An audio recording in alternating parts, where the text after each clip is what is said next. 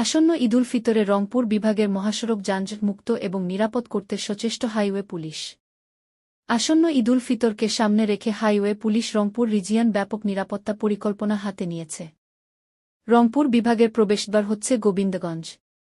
গোবিন্দগঞ্জকে ঘিরে highway police Rangpur region সুষ্ঠু traffic ব্যবস্থাপনা এবং নিরাপত্তা ব্যবস্থা জোরদার করেছে।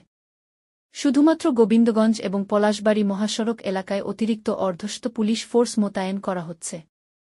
এছাড়াও গোবিন্দগঞ্জ, পলাশবাড়ী, বটদরগা, সঠিবাড়ী, তারাগঞ্জ এলাকায় অতিরিক্ত পেট্রোল মোতায়েন করা হয়েছে। এ সমস্ত পেট্রোল পার্টির সমূহ মহাসড়কে দিবা-রাত্রি টহল দিবে এবং মহাসড়কে যে কোনো অপরাধ প্রতিরোধে এবং যাত্রী নিরাপত্তায় সচেষ্ট থাকবে। এছাড়াও রাত্রিবেলা ঢাকাগামী যানবাহনে ভিডিও করার কার্যক্রম অব্যাহত থাকবে। রংপুর রিজিয়নের পুলিশ সুপার মোহাম্মদ তারিকুল ইসলাম প্রতিনিয়ত গুরুত্বপূর্ণ এই ট্রাফিক জংশনসমূহে পুলিশের ডিউটি তদারকি করছেন।